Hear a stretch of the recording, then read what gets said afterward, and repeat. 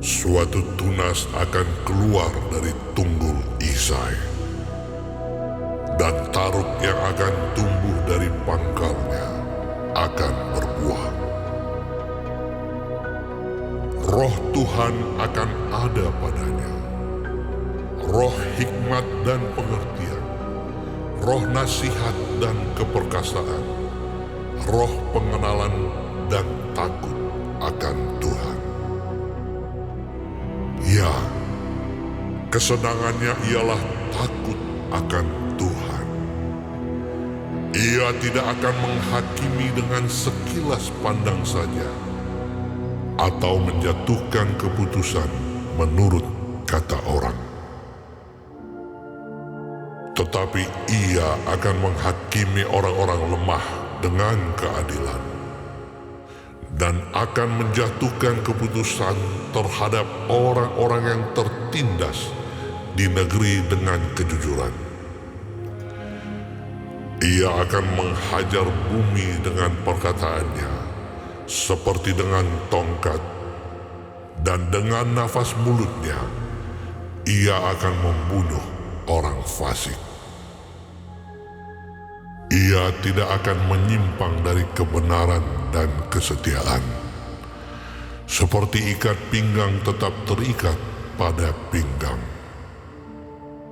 Serigala akan tinggal bersama domba, dan macan tutul akan berbaring di samping kambing. Anak lembu dan anak singa akan makan rumput bersama-sama, dan seorang anak kecil akan menggiringnya.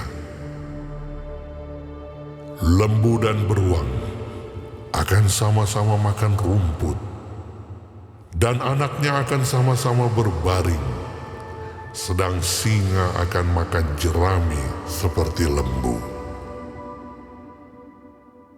Anak yang menyusu akan bermain-main dekat liang ular tedung, dan anak yang cerai susu akan mengulurkan tangannya ke sarang ular beludak. Tidak ada yang akan berbuat jahat atau yang berlaku busuk di seluruh gunungku yang kudus. Sebab seluruh bumi penuh dengan pengenalan akan Tuhan, seperti air laut yang menutupi dasarnya. Maka pada waktu itu, taruk dari pangkal Isai akan berdiri sebagai panji-panji bagi bangsa-bangsa. Dia akan dicari oleh suku-suku bangsa, dan tempat kediamannya akan menjadi mulia. Pada waktu itu, Tuhan akan mengangkat pula tangannya untuk menebus sisa-sisa umatnya yang tertinggal di Asyur dan di Mesir, di Patros, di Ethiopia dan di Elam, di Sinear, di Hamat, dan di pulau-pulau di laut.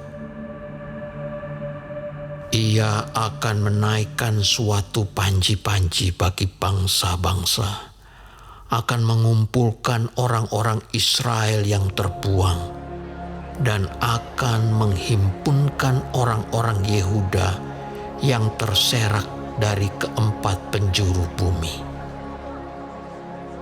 Kecemburuan Efraim akan berlalu, dan yang menyesakkan Yehuda akan lenyap. Efraim tidak akan cemburu lagi kepada Yehuda, dan Yehuda tidak akan menyesakkan Efraim lagi. Tetapi mereka akan terbang ke barat, ke atas lereng gunung Filistin. Bersama-sama mereka akan menjarah Bani Timur. Mereka akan merampas Edom dan Moab, dan orang Amon akan patuh kepada mereka.